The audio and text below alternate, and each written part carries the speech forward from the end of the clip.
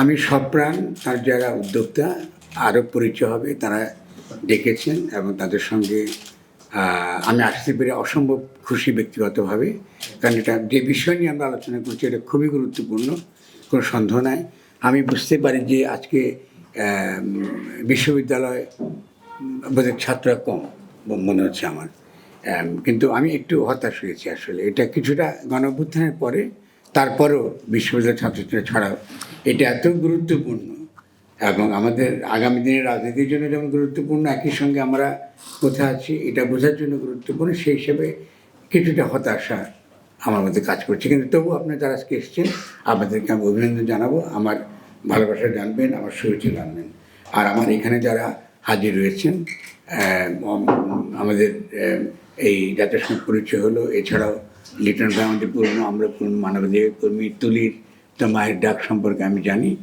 আর ভাই আপনার তো কথা আমি শুনেছি, তখন আপনি যেদিন আমি আসলে ওই শহীদ হওয়ার খবরটা জেনেছিলাম সেদিন আমি প্রতি সারা রাত বোধহয় ঘুমাতে পারিনি ব্যক্তিগতভাবে। মনে একটা বাচ্চা ছেলে মারা গেছে, তখন আমরা জানি না যে বাংলাদেশ কোন দিকে যাচ্ছে, কী হতে যাচ্ছে এবং আমরা আসলে কোথায় গিয়ে পৌঁছাবো।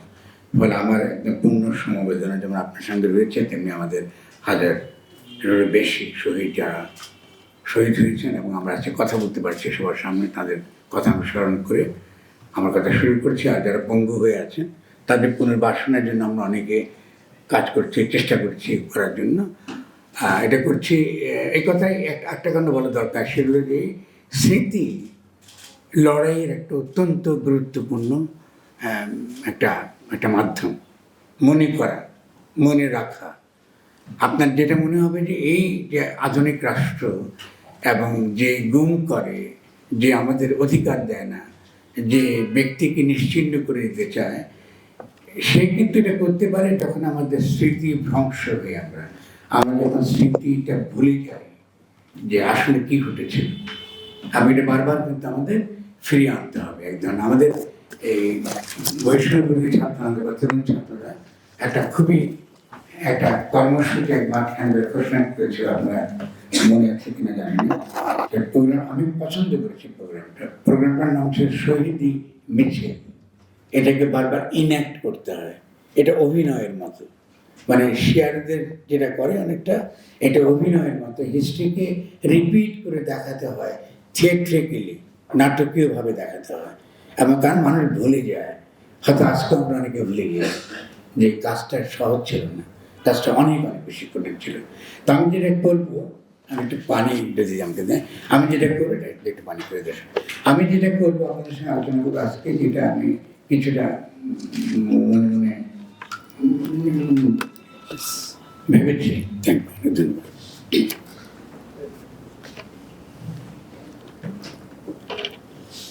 একটা হলো যে আমরা দেখুন, মানবাধিকার আইন কিন্তু আছে, এটা আমি জানি, লিটন ভাই আমরা জানি, তুলি আমরা প্রত্যেকে জানি।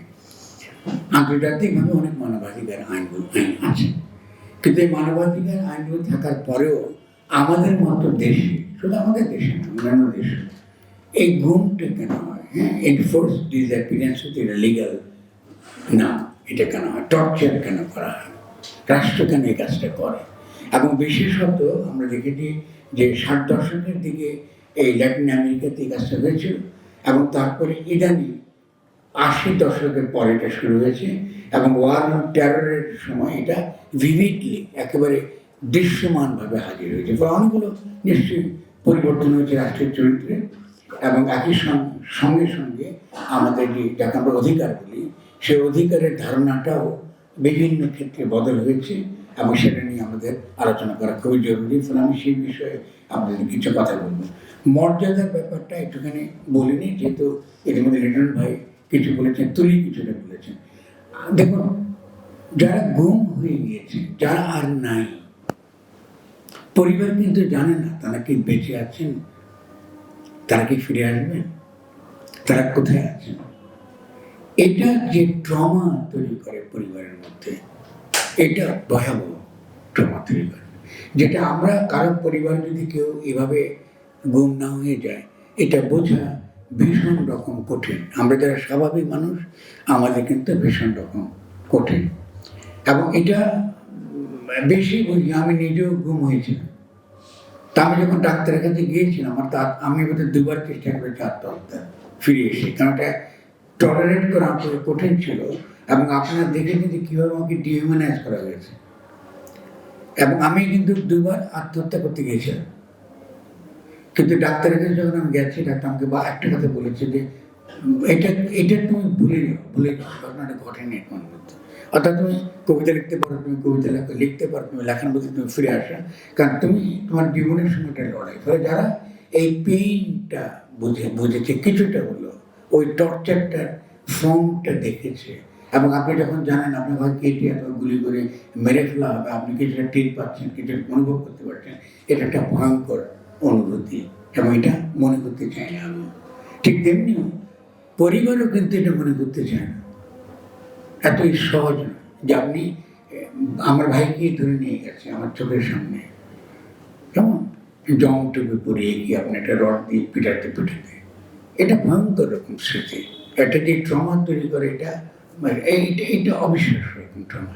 তো সেই জন্য এই যে এই কথাগুলো বললাম, এই কথাগুলোর পরিপ্রেক্ষিতে একটা কথা এসছে, দার্শনিকদের মধ্যে এসছে, যারা লিগাল আপনার আইনের নিয়ে কথাবার্তা বলছেন, তারা এই ডিগনিটি বা মর্যাদা, যে ব্যক্তির যে মর্যাদা, ব্যক্তিকে যে আমরা ডিহিউম্যানাইজ করে ফেলি, তাকে আমরা এমন একটা জায়গায় পর্যবসিত করি যে তিনি যে একটা মানুষ, তার মধ্যে যে মানবিক সত্তা আছে, এটাকে সম্পূর্ণ আমরা অস্বীকার করি।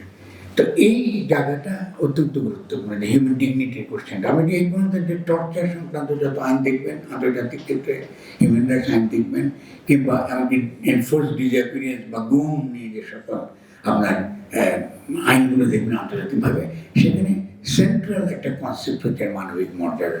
আমরা কেন, যেমন টর্চার বিরুদ্ধে আন্তর্জাতিক আইন হতে এটা করাই যাবে না, কারণ টর্চারের ভিত্তিতে যে যুক্তি রাষ্ট্র দেয়, দেখা গেছে তার পক্ষে কোনো যুক্তি আসলে নাই। যেমন আপনি তথ্য পাবেন ভালো, যে আপনি টর্চার করে কী পাবেন, আপনি তথ্য এক্সট্রাক্ট করবেন, কিন্তু বহু আপনার গবেষকরা দেখিয়েছেন মূলত আমরা যদি হিউম্যান ইন্টেলিজেন্স না থাকে, মানে রাষ্ট্র যদি আসলে যদি দুর্বল হয়, তার যদি সত্যিকার অর্থে কোনো তথ্য পাওয়ার কোনো উৎস না থাকে, কিংবা রাষ্ট্রের যেখানে যারা রাষ্ট্র পরিচালনা করেন তাদের প্রজ্ঞা, তাদের দূরদর্শিতা, জনগণের সঙ্গে তাদের সম্পর্কের ধরন যদি দুর্বল হয়, তখন কিন্তু টর্চার একটা গুরুত্বপূর্ণ হাতিয়ার হিসেবে ব্যবহার হয়। এটাই কিন্তু আসলে আমাদের রাষ্ট্রগুলো করেছে, বিভিন্ন দেশে কিন্তু রাষ্ট্র এই কাজটা করেছে, দেখা যায় রাষ্ট্র কিন্তু আসলে দুর্বল। ফলে সে কিন্তু তার যে তথ্য সংগ্রহ করা তার পদ্ধতি, তার প্রতিপক্ষকে দমন করার যে পদ্ধতি, সেটা হচ্ছে তাকে গুম করা কিংবা খুন করা কিংবা হত্যা করা, টর্চার করা ইত্যাদি পথে আপনার নিয়ে।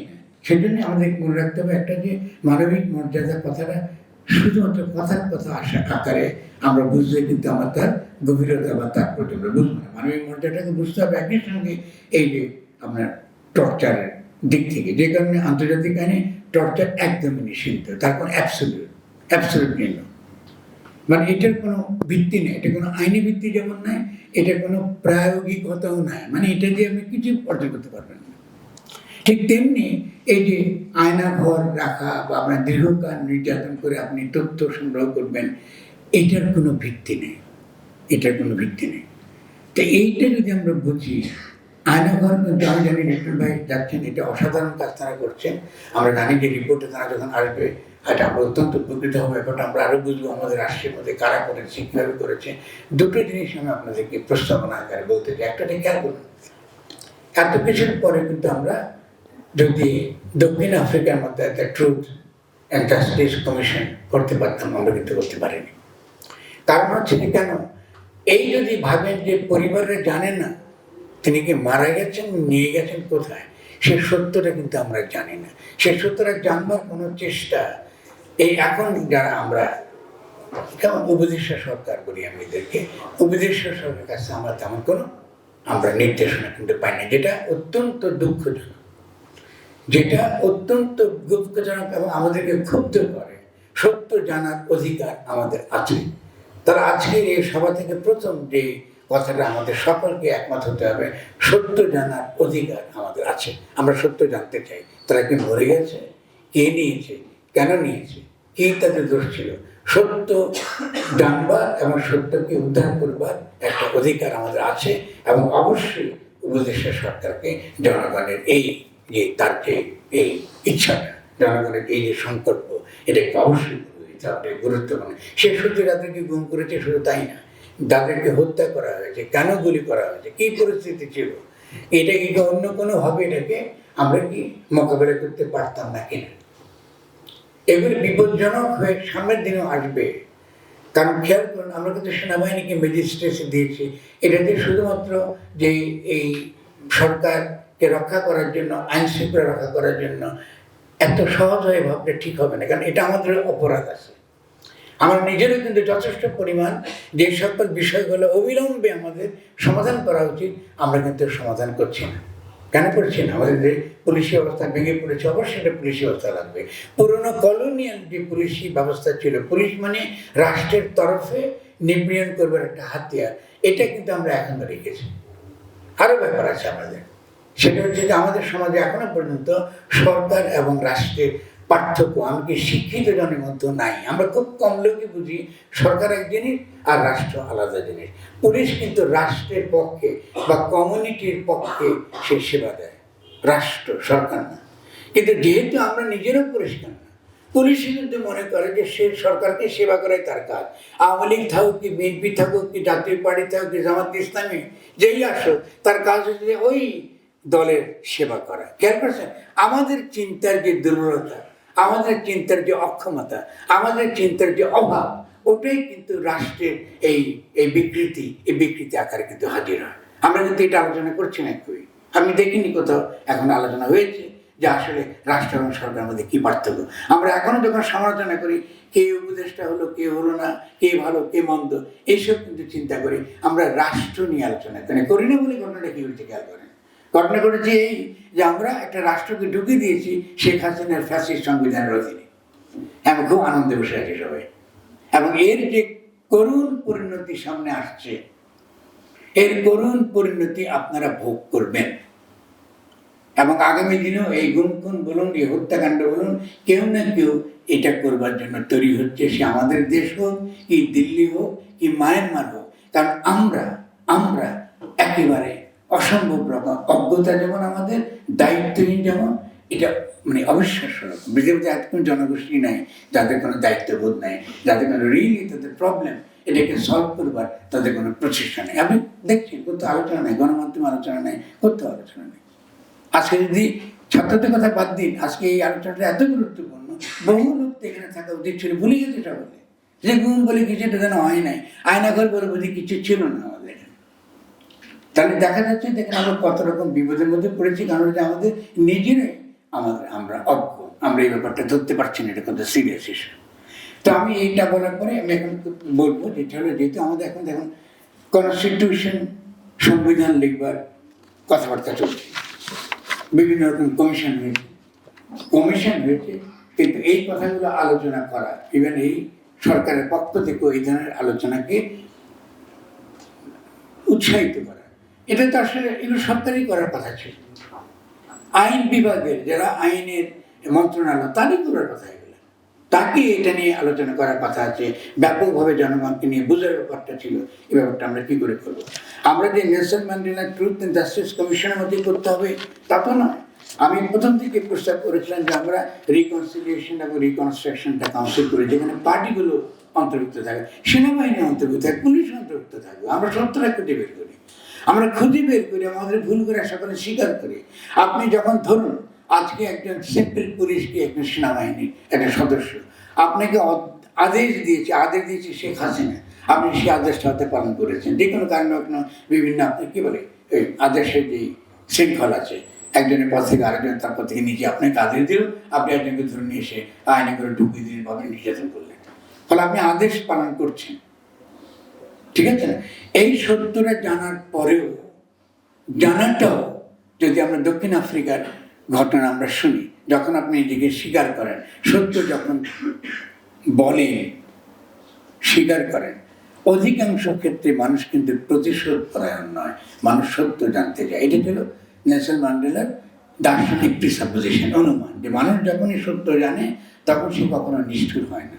আমি দেখি সৌদি আরবে কিন্তু একটা আইন আছে, ইসলামী আইন, যে আপনি যদি পরিবার যদি ক্ষমা করে দেয়, মৃত্যুদণ্ড পেল, ক্ষমা পেয়ে যাবে না। ক্ষমাটা দিতে হবে পরিবারকে, রাষ্ট্রকে না। ফলে তারা মৃত্যুদণ্ড রেখেছে, কিন্তু আইনের একটা মজার দিক আছে যে পরিবার যদি বলে আমি ক্ষমা করে দিচ্ছি, ক্ষমা হয়ে গেছে। তাহলে আমাদের কিন্তু বিভিন্ন দিক থেকে এই যে ট্রুথ অ্যান্ড জাস্টিস কথাটা মালদা যখন বলেছিলেন, প্রস্তাব করেছিলেন, এটার যে সিগনিফিকেন্স, তাৎপর্য অত্যন্ত গভীর। জাতীয় ট্রমা থেকে আমাদেরকে মুক্ত হতে হবে। এটা একটা জাতীয় ট্রমা, এটা আমরা তো ভেতরে হয়ে গিয়েছি, এখান থেকে আমাদের বেরিয়ে আসতে হবে। সেদিন আমি বলবো যে আমরা ভেবে দেখি যে আমরা এই ধরনের সত্য জানা এবং সত্য জানার মধ্য দিয়ে একই সঙ্গে মানবিক হয়ে ওঠা, ক্ষমা করতে শেখা, কেমন এই ব্যাপারগুলো আমরা আমরা আমরা শিখতে পারি কিনা, আমরা অর্জন করতে পারি কিনা। এখন আমি অন্য একটা বিষয় যাব, সেটা হলো এই যে ধরুন আজকে মানবাধিকার আইন তো পৃথিবীব্যাপী আছে, খুব ভালো কথা, কিন্তু আসলে এই যে মানবাধিকার আইন পৃথিবীব্যাপী আছে, এটা কতটা উপযোগী, এটা কতটা আমরা আসলে ব্যবহার করতে পারব, এটা এক নম্বর প্রশ্ন। দ্বিতীয়, এখন যাকে আমরা রাষ্ট্র বলি বা যে রাষ্ট্রটা গঠন করবার জন্য কিংবা সংস্কার করার জন্য আমরা কথাবার্তা বলছি, আলাপ আলোচনা করছি, এই রাষ্ট্র কি আসলে এই মানবাধিকার রক্ষা করতে পারবে? আজকে কি আমরা এমন কোনো আলোচনা কথা শুনেছেন যে এই যে মানবাধিকার লঙ্ঘন হয়েছে, এই যে গুম খুন হয়েছে, নির্যাতন হয়েছে, কি ধরনের রাষ্ট্রে আমরা এই ধরনের গুম খুন নির্যাতনটা বন্ধ করতে পারবো? এটা খুব সিম্পল আলোচনা। আপনি কনস্টিটিউশন আলোচনা করেছেন, সংস্কার নিয়ে আলোচনা করেছেন, কোথাও আমি আলোচনা দেখি নাই, কারো আলোচনার মধ্যে আমি এটা দেখিনি। কেমন নির্বাচন কি করে হবে এটা নিয়ে সংস্কার নিয়ে খবরটার খুব উৎসাহ, এবং নির্বাচন ইতিমধ্যে নির্বাচন কমিশন হয়ে গেছে, কিন্তু রাষ্ট্র গঠনের যে গোড়ার জিনিস, এই যে মানবিক মর্যাদা, আগামী দিনের রাষ্ট্র রক্ষা করতে পারবে কিনা, এই মৌলিক তর্কটা আমাদের সমাজে অভাব, আমাদের সমাজে নাই। আশ্চর্য ব্যাপার না? আপনি যদি আলোচনা করেন এইসব এই গঠনতান্ত্রিক, আমি সংবিধান শব্দটা বলি না, গঠনতন্ত্র বলি। গঠন করা মানে হচ্ছে আমরা যখন নিজেরা মিলে কি করে একটা বাড়িতে বাস করব, রাষ্ট্রকে একটা বাড়ি ধরেন যেখানে আমরা সকলে বাস করি, আমরা সকলে মিলে কি করে একটা বাড়িতে বাস করব, সেই বাড়িটা গঠন করবার ক্ষেত্রে সকলের যে ভূমিকা, সকলে মিলে যে ভূমিকা নেব, এটা হচ্ছে অত্যন্ত গুরুত্বপূর্ণ কোশ্চেন। এটা খুবই গুরুত্বপূর্ণ, কারণ হচ্ছে আমাদের কিন্তু সকলের অংশগ্রহণের মধ্য দিয়ে, আমাদের মতামতের ভিত্তিতে আমরা কি করে সকলে মিলে একই রাষ্ট্রে বাস করতে পারি, জনগণের অংশগ্রহণের ভিত্তিতে এটা হতে হবে, আলাপ আলোচনার ভিত্তিতে। এটাকে আইনের ভাষায় বলে গঠনতান্ত্রিক কাউন্সিল, মানে কনস্টিটিউশন কাউন্সিল। যেমন এটা একটা গণতান্ত্রিক কাউন্সিল, আমরা কিছু পরামর্শ দিতেই পারি। আর এই যে আমাদের কি কমিশন হয়েছে, ঠিক আছে, উপর থেকে চাপিয়ে দেওয়া হচ্ছে, আলিরিয়াস আছেন ওখানে, তাকে দিতেই পারে যে এটা একটা গঠনতান্ত্রিক কাজ, এটা রাষ্ট্র গঠনের একটা গণপ্রক্রিয়া।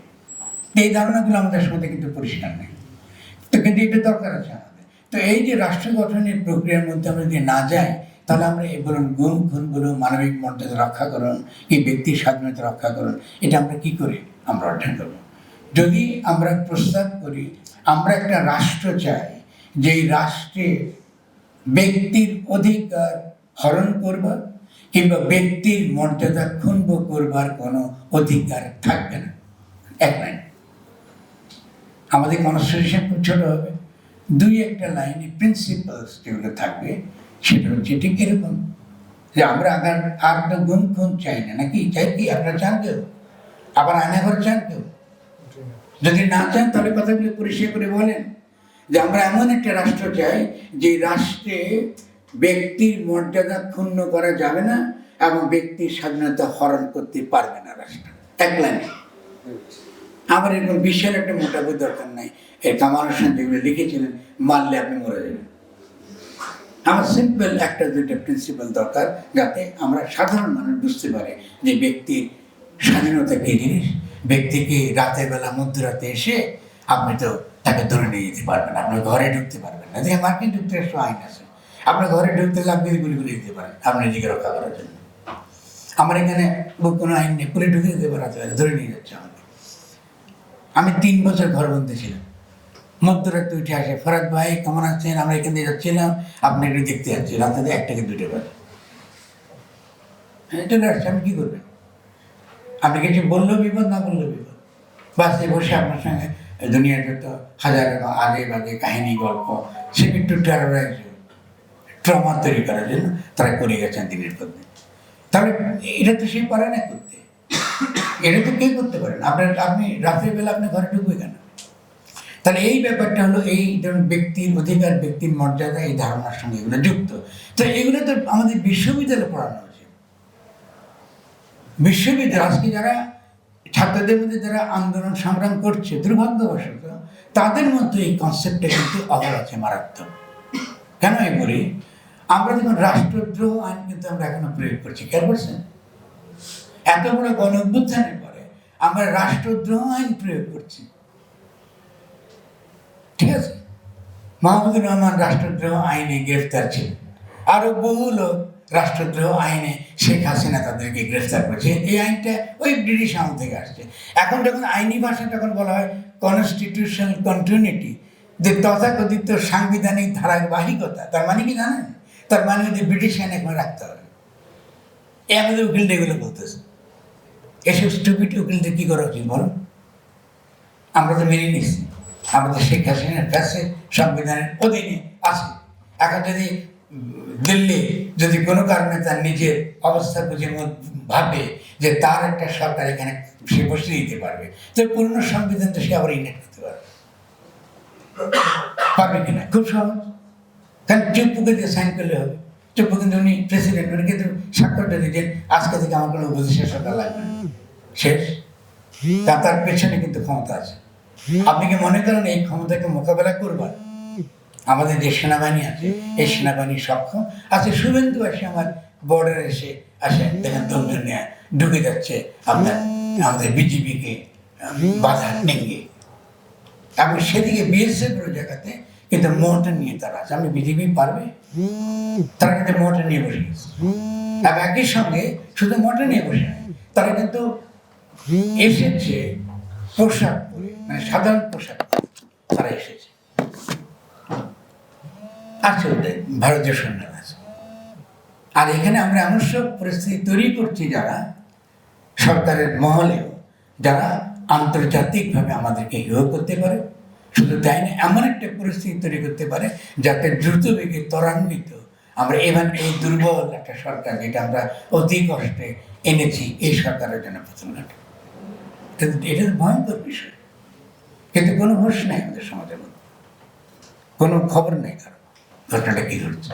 এবং আমাদের এখানে যে উগ্রবাদকে যেভাবে আমরা প্রশ্রয় দিচ্ছি, এর আগে বাঙালি জাতিবাদী উগ্রবাদ ছিল, এখন একটা ধর্মীয় উগ্রবাদ গড়ে উঠছে। যেহেতু রাষ্ট্র সেতে রাষ্ট্রটাকে মোকাবেলার কোনো ক্ষমতা নেই রাষ্ট্রের, তাই আমি সেই জন্য বলছি যে আমাদেরকে এই বিষয়গুলো আলোচনা করা অত্যন্ত গুরুত্বপূর্ণ। আমি কয়েকটা শুধুমাত্র আজকের প্রসঙ্গকে কেন্দ্র করে কয়েকটা কথা বলব। প্রথম কথা হচ্ছে যে আমরা এই আধুনিক কালে রাষ্ট্র বলতে যেটাকে আমরা শিখে এসেছি বইপত্রে, আমাদের একাডেমিক বইয়ে, এবং এরকম একটা রাষ্ট্রের ধারণা আমাদের কাজ করে। আমাদের রাষ্ট্র গঠন করতে হবে, এরকম রাষ্ট্র পৃথিবীর কোথাও নাই। রাষ্ট্র যেটা হয়েছে সারা দুনিয়াতে, এটা আমাদের দেশে একমাত্র না, এটাকে এখন বলে সিকিউরিটি স্টেট। রাষ্ট্র মাত্রই এটা নিরাপত্তা সর্বস্ব রাষ্ট্র। এই রাষ্ট্র শুধু রাষ্ট্রের নিরাপত্তার কথা চিন্তা করতে পারে, নাগরিকদের কোনো কথা ধারণাটার মধ্যে নাই। এটা কেন হয়েছে?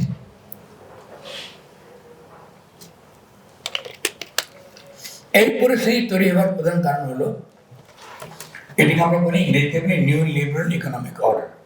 মানে আমরা এমন একটা বিশ্ব ব্যবস্থায় বাস করছি যেখানে আমাদেরকে বলা হচ্ছে আমাদের কিছু লাগবে না, আমাদের জীবনে যা কিছু জীবন জীবিকা যা সমস্যা, আমাদের স্বাস্থ্য শিক্ষা যত সমস্যা, সব সমস্যার সমাধান করে দেবে বাজার।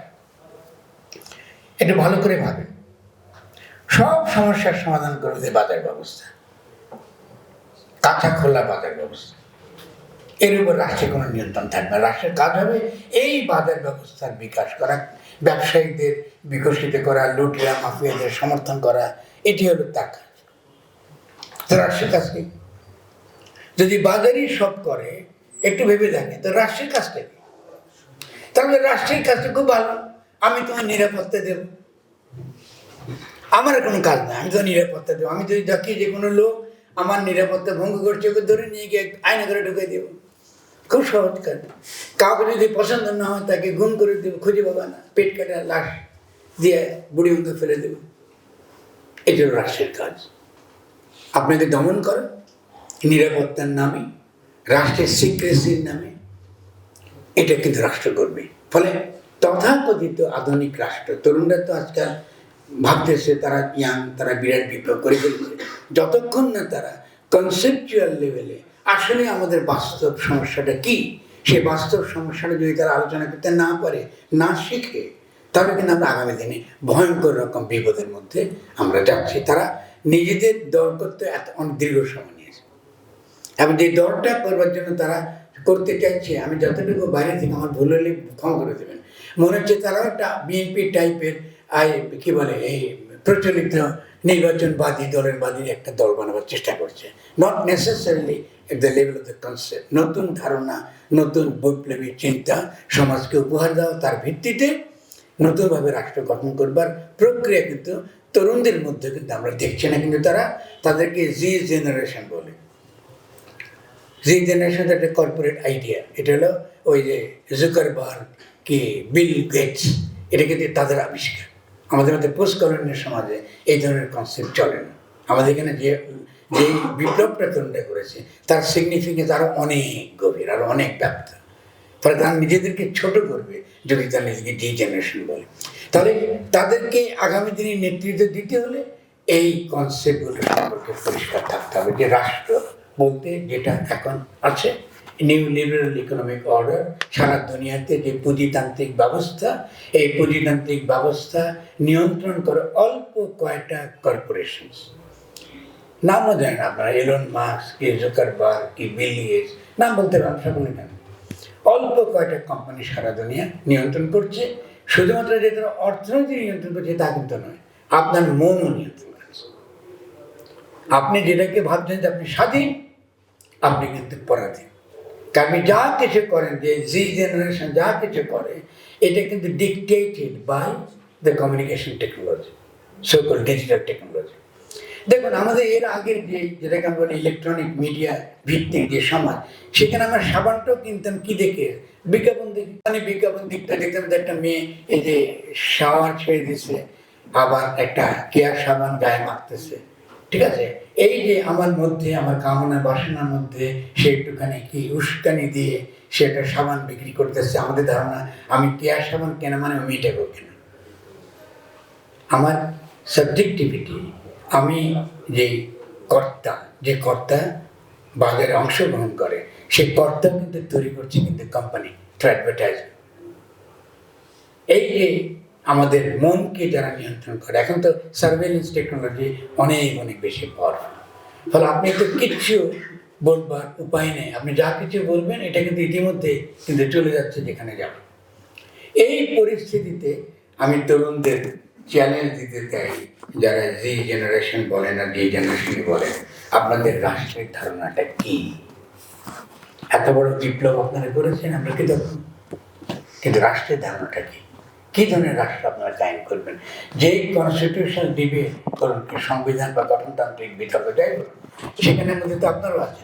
তো সেই তর্কের মধ্যে রাষ্ট্রটা কী হবে, কেমন হবে? তো সেই দিক থেকে আমরা যেটা বলবো সেটা হলো এই যে নিউ লিবারেলিজম যদি এখানে থাকে আন্তর্জাতিকভাবে, আমরা যদি ঠিক এই আন্তর্জাতিক ব্যবস্থার অধীনে একটা বাজার ব্যবস্থাকে প্রাধান্য দিয়ে রাষ্ট্রের চিন্তা করি, আমরা আরেকটা আয়নাঘর এবং গুমখুন, মানুষকে ধরে নিয়ে যাওয়া, গুলি করা, এরকম আরেকটা রাষ্ট্র পাবো, একটা সিকিউরিটি স্টেট মাত্র পাবো। এটা বিপজ্জনক। ফলে কনসেপ্টুয়াল লেভেলে আমাদেরকে আলোচনা করতে হবে। সেখানে দ্বন্দ্বটা হচ্ছে যে বাজার বনাম গণশক্তি। নতুন যে রাষ্ট্রটা আমরা গঠন করতে চাই, সেই রাষ্ট্রে গণশক্তিকে আমরা কি করে গাঠনিক শক্তি এবং একই সঙ্গে আমরা এমন একটা শক্তিতে পরিণত করব যার ক্ষমতা হবে এই বাজার ব্যবস্থাকেও নতুনভাবে রিঅর্গানাইজ করা, এমনভাবে অর্গানাইজ করা যাতে আমাদের অর্থনৈতিক বিকাশটা আমরা একদিকে দ্রুত বেগে করতে পারি। এখন যেমন সস্তাশ্রম ব্যবসাটাকে আমরা বলি অর্থনীতি, এখন আমরা কি করি, এখন যে অর্থনীতি আমাদের এটা হলো আসলে সস্তাশ্রম। এই আমাদের দেশের ভিতরে গার্মেন্ট ইন্ডাস্ট্রি থেকে আমরা বেচা করি অথবা মধ্যপ্রাচ্যে আমরা পাঠিয়ে দিচ্ছি, এটা আমাদের অর্থনীতির ভিত্তি। কিন্তু এখন এই অর্থনীতি থেকে আমরা কী করে বেরিয়ে আসবো? ফলে আগামী দিনে রাষ্ট্র গঠনের কোর তর্ক এগুলোই, যে আপনি সত্যিকারের একটা রাষ্ট্র গড়তে চান, একটা সমাজ গড়তে চান, তার একটা শক্তিশালী আভ্যন্তরীণ বাজার আছে যে বাইরের বাজারের উপর নির্ভরশীল না, এবং সেই বাজারটার মধ্যে এমন কিছু নীতি আইন এমন কিছু থাকবে যার মধ্যে ব্যক্তির অধিকার এবং ব্যক্তির মর্যাদাও গৃহীত হবে। এটাকে আমরা ইন্টিগ্রেট করবো, ফলে এটা একটা একেবারে বিশুদ্ধ নিউ লিবারেল বাজার ব্যবস্থা হবে। বাজার মানে কিন্তু পুঁজিতান্ত্রিক বাজার তা না, কিন্তু বাজার একই সঙ্গে এমন একটা সাইট অফ এক্সচেঞ্জ, মানে এটা একটা ক্ষেত্র যেখানে আমাদের উৎপাদনটা আমরা বিনিময় করি। এই জন্য অনেকে বলেন, মানে মার্ক্সের ভাষা, এটা হলো সামাজিক বিনিময়ের ক্ষেত্র। আমি একটা যে কাজ করেছি, আমি হয়তো নুন উৎপাদন করি, আপনি ধান উৎপাদন করেন, উভয়ের বিনিময়ের জন্য আমরা বাজারে যাই, যেটাকে আমরা বলি হাট। ফলে বাজার চিন্তাও আমাদেরকে এই জায়গাতে আমাদেরকে করতে হবে। এবং আমরা এরপরে যেটা, আমি হাতে হাত 2 মিনিট সময়, এরপর আমরা যে জিনিসটা আমরা করবো সেটা হলো যে এই সিকিউরিটি স্টেটের মূল যে তার মূল লক্ষ্য, সেটা হলো সে ডিসঅর্ডার, মানে সারাক্ষণ সমাজে বিশৃঙ্খলা তৈরি হচ্ছে, অতএব আমাদের সেই বিশৃঙ্খলাকে নিয়ন্ত্রণ করতে হবে, এই জন্য আমি রাষ্ট্র। তাহলে যদি এই সিকিউরিটি ইডিওলজিকে আমরা মোকাবেলা করতে চাই, তাহলে আমাদের শক্তিশালী 2টো কাজ লাগবে। একটা হচ্ছে এথিক্যাল কালচারাল এডুকেশন, এথিকো কালচারাল বা আপনার বলতে পারেন নৈতিক এবং সাংস্কৃতিক শিক্ষা। তার মানে আমাদের এখন সবচেয়ে বড় রাজনৈতিক কর্তব্য হচ্ছে সাংস্কৃতিক আন্দোলন। যদি আপনি নিজে ট্রাফিক নিয়ম মানেন, তাহলে আপনাকে ট্রাফিক পুলিশটা লাগবে কথা না। যদি আপনি শৃঙ্খলা মানেন নীতিগতভাবে, যেটা সকলের জন্য ভালো, আপনি কিন্তু লাইনে কিন্তু থাকবেন। তাহলে এর শিক্ষা আপনার দরকার। 2 নম্বর যে শিক্ষা আপনার দরকার, যে এডুকেশন, কারণ এডুকেশনের মধ্যে দিয়ে ক্ষমতা তৈরি হয়। এখন ক্ষমতা বলতে আমরা বুঝি পুলিশ, মিলিটারি, এটা বুঝি। ক্ষমতা কিন্তু এটা না, এটা একটা মাত্র ক্ষমতার রূপ, এটাকে বলে বল প্রয়োগ। কিন্তু ক্ষমতা আরেকটা দিক আছে। আরেকটা দিক হলো কি, যে আমরা আকর্ষণ করি মানুষকে ইডিওলজি, মতাদর্শ, আদর্শ দ্বারা। যেমন আজকে যদি আমরা এই যে গুম খুনের আদর্শ, যে এটা নিয়ে কথা বলতে হবে, এটা যদি আমরা সমাজকে বুঝাতে পারতাম, আজকে কয়েক হাজার লোক তৈরি হয়ে যেত। দেখা যাচ্ছে এই ব্যাপারে আমাদের সমাজে এডুকেশন নাই। আমাদের সমাজে সত্যিকারের বিশ্ববিদ্যালয়গুলো কি উচ্চ বিদ্যালয়গুলোর মধ্যে এই ব্যাপারে কোনো আলোচনা নেই। কিন্তু একেবারে শিশু বয়স থেকে, শিশু বাল্যকাল থেকে আপনাদেরকে এই এথিকো মোরাল কালচার, এই এডুকেশনটা পেতে হবে। এটা ছাড়া কিন্তু আপনি সমাজ গঠন করতে পারবেন না। আরেকটা এথিকো লিগাল শিক্ষা পাবার উপায় কি? ধর্ম। ফলে এই জন্য আমি সেকুলারদের সঙ্গে আমার বিরোধী, বিরাট বিরোধ। ধর্ম মানে কিন্তু উগ্রবাদ না, যেটাকে আপনি বলতেছেন এখন যে উগ্রবাদী যারা এসে যাচ্ছে ধর্মের নামে, এদের সঙ্গে আর জাতিবাদী উগ্রতার কোনো পার্থক্য নেই। দুটো কিন্তু ফ্যাসিস্ট ধারা, দুটো কিন্তু জাতিবাদী ধারা। আমি মুসলমান, ফলে মুসলমানটা শুনতে হবে, আর শোনা যাবে না। আর বাঙালি জাতীয়তাই কিন্তু আমি বাঙালি, বাঙালি সংস্কৃতি, বাঙালি চেতনা, এটা হলে কিন্তু আপনি দেশের নাগরিক হতে পারবেন, নইলে আপনি পাকিস্তানে চলে যান। দুটোই কিন্তু ফ্যাসিবাদ, কোনো তফাৎ নাই। এটার সঙ্গে ইসলামের কোনো সম্পর্ক নেই। উগ্রবাদ মানে উগ্রবাদ, তারা রিফিউজ করে টু বিকাম দ্য সিটিজেন, মানে সমাজের নাগরিক, সমাজের অন্তর্গত, সমাজে যে আরও মানুষ আছে, বিভিন্ন ধর্মের, বিভিন্ন চিন্তার মানুষ আছে, তাদেরকে নিয়ে একসঙ্গে আমাদের থাকতে হবে। মতের পার্থক্য হবে, মতের মীমাংসা হবে, মত নিষ্পন্ন হবে, এটা তারা করতে যায় না। ফলে আমাদের এই শিথিল বাঙালি জাতিবাদ পরাস্ত হওয়ার পরে এই শিথিল রাষ্ট্রে স্বভাবতই যুক্তিসঙ্গত কারণে আরেকটা ধর্মীয় উগ্র জাতিবাদ এসেছে। এটার সঙ্গে ইসলামের কোনো সম্পর্ক নেই, এটা মনে রাখতে হবে। তাহলে আমরা যারা এই সেগুলার এই বিভাজনটা করি, আমাদের কাছে যে ধর্ম আমাদের কিন্তু এথিক্স শিক্ষা দেয়, ধর্ম আমাদের নীতি শিক্ষা দেয়, ধর্ম আমাদের সমাজের সঙ্গে চলতে শিক্ষা দেয়। আপনার যখন ছেলেবেলা বড় হয়েছে, আমি আমার মায়ের কোলে বসে জায়নামাজে বসে কোরআন শরীফ পড়ার পরে সকালবেলা কর্ণকুন্তির সংবাদ মুখস্থ করেছিলাম ছোট বয়স থেকে। তার কোনো অসুবিধা হয় না যে মহাভারত একটা গল্প কাহিনী আমরা পড়ে শুনেছি। আমার কারণ আমাদের ওই পাড়াতে বা তার পাশের পাড়াতে একটা সনাতন ধর্মাবলম্বীদের পাড়া ছিল, সেখানে তারা আবার নজরুলি কবিতা পড়তেছে, কামাল তাদের পড়ছে, কেমন পড়ছে। এটা তো সংস্কৃতির অংশ, ধর্ম তো আপনার সংস্কৃতির অংশ। এবং শুধু তাই নয়, ধর্ম আবার বিভিন্ন রকম দার্শনিক রাজনৈতিক তত্ত্বের উৎস। ছোট্ট একটা উদাহরণ দিয়ে আমার কথা শেষ করে ফেলবো।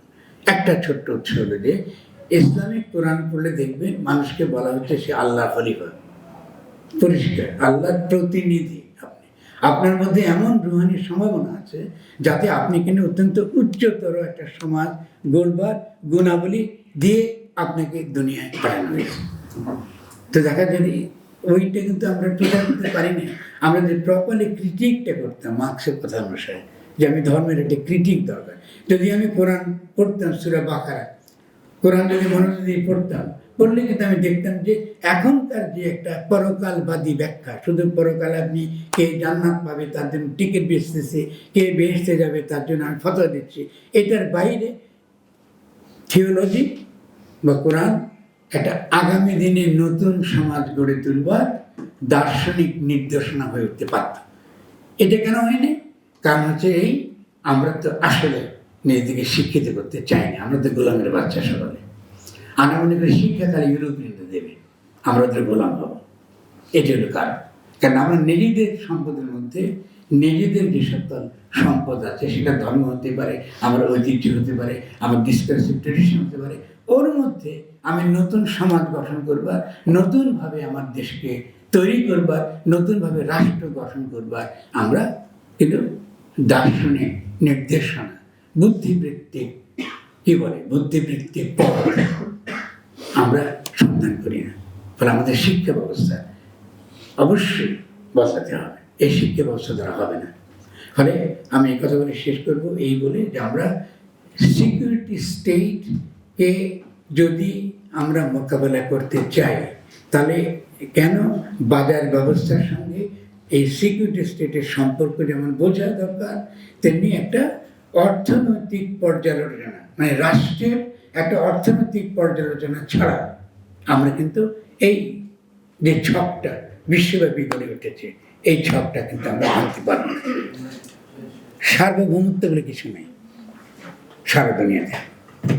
সার্বভৌমত্ব আছে এলন মার্কসের, জুকারবার্গের, বড় বড় কোম্পানি স্টেট ইনস্ট্রুমেন্ট মাত্র, বড় বড় কোম্পানি মুনাফা কামাবার হাতিয়ার মাত্র। তাহলে আমরা যদি এটা গণরাষ্ট্র কায়েম করতে চাই, এটা বড় ধরনের একটা চ্যালেঞ্জ। 5ই আগস্ট সারা পৃথিবীতে একটা অভূতপূর্ব ঘটনা ঘটিয়ে দিয়েছে এবং সমস্ত সম্ভাবনা নিহিত রয়েছে যে বাংলাদেশে বসে আমরা সারা পৃথিবী বদলাবার নতুন ছক, নতুন চিন্তা, নতুন আদর্শ, নতুন কৌশল আবিষ্কার করতে পারবো। আমি বিশ্বাস করি, আমি হয়তো দেখে যাব না, কিন্তু তরুণদের উপর আমার পূর্ণ আস্থা আছে, তারা পৃথিবীকে দেখিয়ে দেবে যেমন তারা 5ই আগস্টে দেখিয়ে দিয়েছিল। আপনাদের সকলকে ধন্যবাদ।